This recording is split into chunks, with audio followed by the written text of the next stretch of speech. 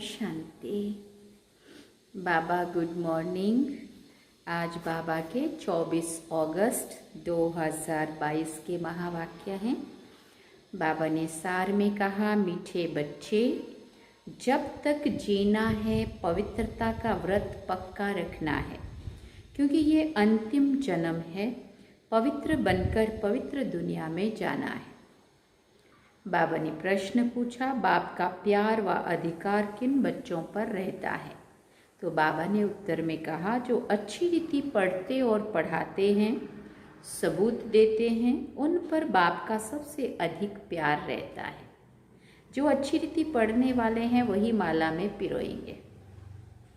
और एक प्रश्न बाबा ने पूछा, भविष्य देव पद प्राप्त करने के लिए अपनी कौन सी जांच करनी है?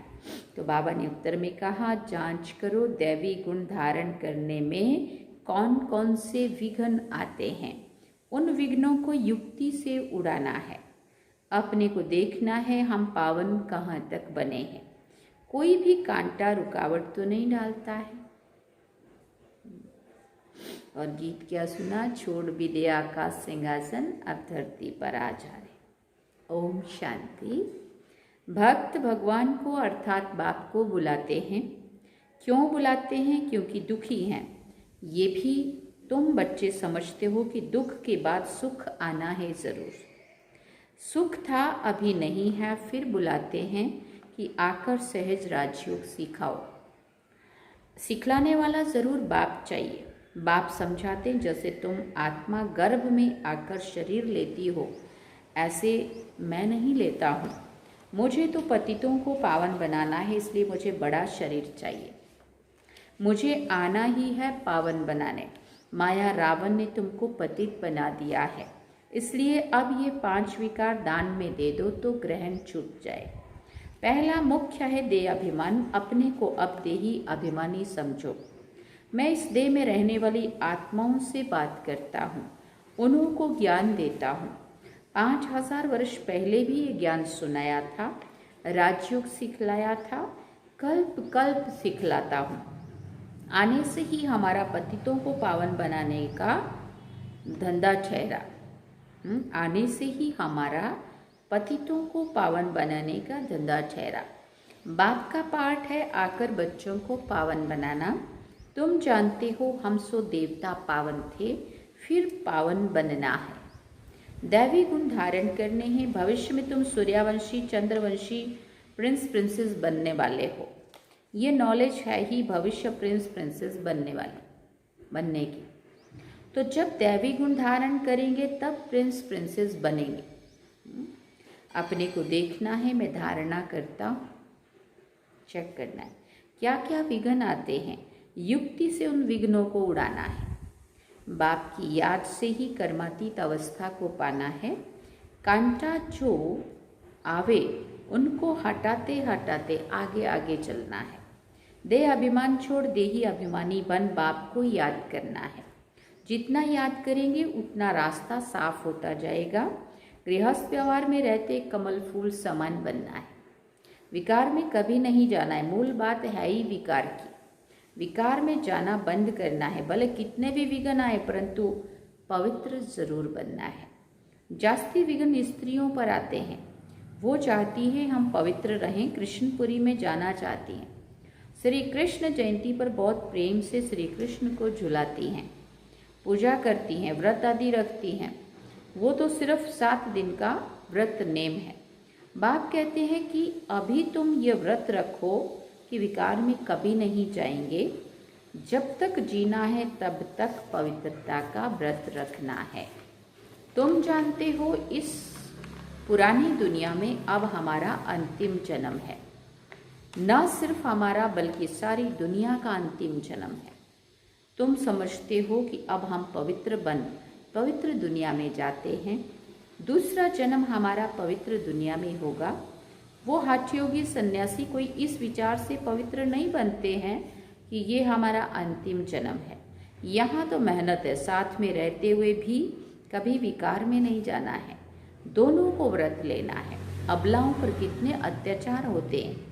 वो पुकारती हैं, पुरुष कभी पुकारते नहीं हैं कि प्रभु लाज रखना। नग्न होने से बचाओ, ये माताओं की पुकार है। माताएं बाप को पुकारती हैं, हे बाबा मुझे नग्न होने से बचाओ। ये वही गीता भागवत वाली बातें हैं, सिर्फ नाम भूल से श्री कृष्ण का लगा दिया है। श्री कृष्ण तो पतित पावन नहीं है ना, पतित पावन तो एक ही बाप है ना। तुम समझते हो पवित्र बनने के लिए मार खानी पड़ती है। कल्प पहले भी ऐसे हुआ था, अब फिर से हो रहा है। एक द्रौपदी नहीं, तुम कितनी द्रौपदियाँ हो। अनेक पतितों को पावन बनाना है। तुम माताएं निमित्त बनी हो पवित्र बनकर पवित्र बनाने के। तुमको तो और ही जास्ती पढ़ाई पर ध्यान देना है, अपनी हम जींस को उठाना है। सन्यासियों का है निवृत्ति मार्ग, ये है प्रवृत्ति मार्ग। गृहस्थ व्यवहार में रहकर पवित्र बनना है, पढ़ना और पढ़ाना है, जिससे ऊंच पद हो जाए। पढ़ाई है बहुत सहज, समझाना है भारत जो हीरे जैसा था, लक्ष्मी नारायण का राज्य था, अभी कितना गिरा क्यों है। हम आपको बेहद की हिस्ट्री ज्योग्राफी समझाएं। फिर स्वर्ग कैसे होगा, मनुष्यों के तो ख्याल में भी नहीं है। ये किसी को पता नहीं है कि लक्ष्मी नारायण जो पूज्य थे वही पुजारी बने हैं। आप पे ही पूज्य, ये परमात्मा के लिए। आप पे ही पूज्य, आप पे ही पुजारी, ये परमात्मा के लिए नहीं है। क्योंकि वो पूज्य तो है, एवर प्योर है, एवर प्योर पूज्य है, पर वो पुजारी नहीं बनता है। ये किसी को भी पता नहीं है कि जो पूज्य थे वही पुजारी तमो प्रधान बने हैं। यह हम देव आत्माओं के लिए है, परमात्मा के लिए नहीं। पूज्य थे, जरूर पुनर्जन्म लिया होगा ना। बाप बैठ समझाते हैं, सतयुग में जो आते हैं उनको पुनर्जन्म लेना है। हम सूर्यवंशी फिर चंद्रवंशी बने, अब ब्राह्मण वंशी बने हैं। अब ब्राह्मण वंशी बनते हैं, फिर देवता वंशी बनेंगे। जैसे इनको बाप ने एडॉप्ट कर ब्रह्मा बनाया है। कोई पूछे तुम कैसे बने, तो बोलो कि ब्रह्मा के मुख से परमपिता परमात्मा ने हमको अपना बनाया है, एडॉप्ट किया है। बाप ही पतितों को पावन बनाते हैं। अभी हम प्रतिज्ञा करते हैं पवित्रता की। बाप को याद करने से ही हम पावन बनते हैं। फिर बाबा पूछते हैं, बाप कृपा करेंगे? कृपा तो की है ना। ये जो इतना सारा ज्ञान दे रहे, इतने ऊपर से दूर से हमारे लिए आकर के हमारी पालना भी कर रहे हैं, पढ़ाई भी पढ़ा रहे हैं, रास्ता भी दिखा रहे हैं, ये कृपा नहीं है तो क्या है ना। और कौन सी कृपा करेंगे। अब भटके हुओं को रास्ता दिखा दिया है ना, बस अब तुम चलना शुरू कर दो। चलना तो अपने को ही है ना। परम धाम से पतित दुनिया में पतित शरीर में आए हैं। बाप कहते हैं अब मैं आया हूँ, जो सिखलाता हूँ वो सीखो। मुझे याद करो तो तुम्हारे को ताकत मिलेगी। विकर्म विनाश होंगे, इसमें आशीर्वाद की तो बात नहीं है। टीचर को कहेंगे क्या कि आप कृपा करो तो हम 100 मार्क्स से पास हो जाएं। ऐसा बोलेंगे क्या स्कूल में कि आप मेरे पे कृपा करो तो मैं 100 मार्क्स लेके पास हो जाऊं? फिर तो वो सब पे कृपा करें। हर एक को अपनी मेहनत करनी है। टीचर सिर्फ पढ़ा देगा पूरी क्लास को एक जैसा, बाकी उसके बाद कौन कितना बुद्धि में बिठा रहा है, समझ रहा है या कर रहा है ना। जो करेगा सो पाएगा, जितना करेगा उतना पाएगा, जैसा करेगा वैसा पाएगा, है ना। हर एक का पुरुषार्थ है ना। बाबा कहते ये भी टीचर बेहद का टीचर है, पढ़ाते हैं। कोई को नॉलेज धारण नहीं होती है तो क्या करे। टीचर सब पर कृपा करे तो सब पास हो जाएं। फिर तो राजधानी कैसे बनेगी। तुम बच्चों को तो पुरुषार्थ करना है। फॉलो करो माँ बाप को, बाप को याद करो, और कोई उपाय नहीं है। नहीं तो वो बाप को पुकारते क्यों हो। साधु संत आदि सब कहते हैं हमको दुखों से छुड़ाओ। भारी संकट आने हैं, जब विनाश शुरू हो जाएगा फिर समझेंगे जरूर कहीं भगवान गुप्त वेश में है। श्री कृष्ण अगर होता तो सारी दुनिया में ढिंडोरा पिट जाता। श्री कृष्ण तो आ ना सके, ये तो बाप को आना पड़ता है। अंत तक बाप को ज्ञान सुनाना है, आते ही गुप्त रूप में है। श्री कृष्ण तो हो ना सके। निराकार बाप सभी का एक है। वो आए हैं पतितों को पावन बनाकर वर्षा देने। तुम्हारा भी फर्ज है सबको बतलाना। पूछना है कि परमपिता परमात्मा से तुम्हारा क्या संबंध है। बाप को कितने ढेर बच्चे हैं।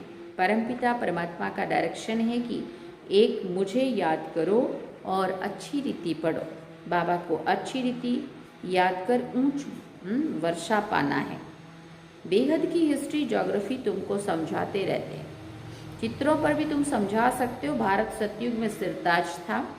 सूर्यवंशी देवी देवताएं राज्य करते थे, फिर चंद्रवंशी राज्य शुरू हुआ, कला गिरती गई। ये भी तो देखना पड़े ना। पढ़ेंगे अच्छी रीति तो सीखेंगे भी, पढ़ेंगे नहीं तो नापास हो जाएंगे। सावधानी कौन दे? आजकल मायास असावधान करने वाली बहुत है। यहाँ झूठ छिप ना सके। कोई विक्रम करेंगे तो वो जमा होता जाएगा। पाप अथवा पुण्य जमा तो जरूर होता है ना, उस अनुसार ही फिर दूसरा जन्म मिलता है। कोई भी पाप करेंगे तो जन्म भी ऐसे ही मिलेगा। इसलिए बाप कहते कोई पाप करते हो तो झट बतलाओ। ऐसे नहीं कि ईश्वर तो सब जानते हैं, बाप को बतलाना पड़े। इस जन्म में तो पाप कर्म किए हैं वो आत्मा जानती है ना। ये सब कुछ याद रहता है कि हमने क्या क्या काम किए हैं। बाप दादा को बतलाओ कि हमने क्या क्या किया। मुख्य बात है विकार की। चोरी करना, ठगी करना वो तो छोटी छोटी बातें हैं। मुख्य है विकार की बात। काम महाशत्रु है। विकार में जाने वाले को ही पतित कहा जाता है। इन विकारों पर ही पहले जीत पानी है। तुम्हारा दुश्मन ही है रावण, जो पतित बनाने वाला है। अब पावन बनने के लिए बाप को याद करो। बाप का बनकर और फिर विकार में गिरे तो चोट बहुत लगेगी। पहले तो देह अभिमान छोड़ना है, फिर काम महाशत्रु है, सारी युद्ध है इस पर। ये तो सब बातें समझकर फिर औरों को भी समझानी। तो बाबा कहते, बाबा पूछेंगे तुमने कितनों को सच्ची गीता व सत्यनारायण की कथा, अमर कथा सुनाई। पाप आत्मा ही तो ढेर ही ढेर है। तो ये भी पोता मेल बताओ, तब समझेंगे तुम ब्राह्मण बने हो। कितने को आप समान बनाया है। ये है सहज राजयोग की बातें। बाप का परिचय देना है। दुनिया में ये तो कोई नहीं जानते हैं। बाप के पास बहुतों के सर्टिफिकेट भी आते हैं। लिखते हैं फलाने ने ऐसा समझाया, वही गुरु निमित्त बना स्वर्ग का मालिक बनाने के सबूत देते हैं। परंतु जो बनते हैं वो किसको समझाते हैं? हाँ, किसको ले आते हैं? ले तो आना है ना। बाबा तब सब समझेगा। बने माना बाबा तक तो पहुँचे। जिसको निश्चय होगा फट से कहेंगे पहले बाप की गोद तो ले लेवे। क्रिश्चियन में बच्चा पैदा होता है तो क्रिश्चनाइज कराते हैं। हम भी तो ईश्वर की गोद का बच्चा बने। बाबा को पहचाना तो बाबा को मिलने तो जाएं। सतगुरु की गोद ले लें। गोद ले ली, फिर बाप से मिले तो ये हमारा वर्षा हो गया। ऐसे मस्त कोई मुश्किल से निकलते हैं। समझाना तो है ना। आगे चलकर अच्छी रीति समझेंगे, तुम्हारे में ये ताकत भरेगी। फिर बाप से मिलने बिगर ठहर नहीं सकेंगे, एकदम भागेंगे। ये माँ बाप भी, टीचर भी और गुरु भी है। माँ बाप की गोद ले लो तो गुरु के पास जाते हैं, परंतु ये तो कोई स्वर्ग की बादशाही देते नहीं हैं। बादशाही तो बाप से मिलती है। बाप ही टीचर गुरु भी है, तो क्यों नहीं तीनों से वर्षा ले लेवे। ये वंडर है ना। श्री कृष्ण के लिए थोड़ी कहेंगे कि वो बाप टीचर गुरु था। वो तो छोटा प्रिंस है। यहाँ तुम बच्चों की बुद्धि में है। ये बाप भी है, शिक्षक भी है और गुरु भी है। इनका कोई बाप शिक्षक गुरु नहीं है। श्री कृष्ण के तो माँ बाप थे ना। पतित पावन एक बाप है, जिसको माँ बाप है वो पतित पावन हो ना सके। उनको भगवान नहीं कह सकते। हाँ, क्योंकि भगवान का कोई माँ बाप नहीं होता ना। भगवान का कोई माँ बाप नहीं है। गॉड फादर का कोई फादर नहीं हो सकता। गॉड फादर को ही पतित पावन लिबरेटर कहा जाता है। उन्हें लिबरेट करने वाला कोई नहीं है। ये बाप का ही काम है। मनुष्य को भगवान कह नहीं सकते। ब्रह्मा विष्णु शंकर को भी रचने वाला वो रचयिता बाप है। ऊंच ऊंच भगवान गाया जाता है। वो हम सब का बाप है। श्री कृष्ण को सभी का बाप थोड़ी कहेंगे, हम एक निराकार बाप के सभी बच्चे हैं। वही नई दुनिया का रचयिता है। नई दुनिया को सुख धाम कहा जाता है। फिर नई से पुरानी दुनिया बनती है। रावण राज्य है ना, रावण को जलाते भी हैं परंतु समझते कुछ भी नहीं है। त्योहार जो भी मनाते हैं उनका अर्थ भी नहीं समझते हैं। बाप समझाते तुम्हारा ये बहुत जन्मों के अंत का भी अंतिम जन्म है। रावण का भी अंत है, फिर सतयुग में थोड़ी बनाएंगे। ये दुश्मन किस प्रकार का है जिसको जलाते ही रहते हैं। इनका जन्म कब हुआ किसी को भी पता नहीं है। शिव जयंती मनाते हैं तो रावण की जयंती भी मनावे ना। समझते कुछ भी नहीं है। तुमको समझाया जाता ही ये है डिटेल की बातें। ये भी बुद्धि में धारण करनी पड़े। क्लास में ही नहीं आएंगे तो क्या पढ़ेंगे, पढ़ाएंगे नहीं तो क्या पढ़ पाएंगे। बच्चा वही अच्छा जो पढ़कर पढ़ाए, सबूत दे। बच्चे तो सभी हैं। समझना चाहिए हम बहुत सर्विस करेंगे, बहुतों को आप समान बनाएंगे तो बाबा का अच्छा प्यार रहेगा। बाप तो पुचकार देते रहते हैं, बच्चे अच्छी रीति पढ़ो। तोता भी एक पढ़ने वाला होता है जिसे कंठी होती है। यहाँ भी ऐसे है जो अच्छी रीति पढ़ेंगे वही माला में पिरोएंगे। नहीं पढ़ते नहीं है तो जैसे जंगली है, बाबा कह रहे गुहार होते हैं जंगली जैसे, मतलब अनपढ़ अगर नहीं पढ़ना है तो, अगर नहीं पढ़ते ना तो उनको बोलते हैं तो जंगली है। वो विजय माला में आ ना सके। तुम बच्चों को तो अच्छी रीति पढ़ना और पढ़ाना है। ये है सच्ची कथा जो सच्चा बाप ही सुनाते हैं। सचखंड की स्थापना करते हैं। लक्ष्मी नारायण के राज्य में झूठ कभी बोलते नहीं हैं। अच्छा, मीठे मीठे सिकिल दे बच्चों प्रति माता पिता बाप दादा का याद प्यार और गुड मॉर्निंग। रूहानी बाप की रूहानी बच्चों को नमस्ते। हम रूहानी बच्चों की रूहानी माता पिता बाप दादा को दिलवा जान सिकवा प्रेम से याद प्यार गुड मॉर्निंग नमस्ते। थैंक यू बाबा, शुक्रिया बाबा। अब धारणा के लिए मुख्य सार है। पहला पॉइंट, गृहस्थ व्यवहार में रहते हुए कमल फूल समान रहना है। जब तक जीना है पवित्रता का व्रत जरूर रखना है।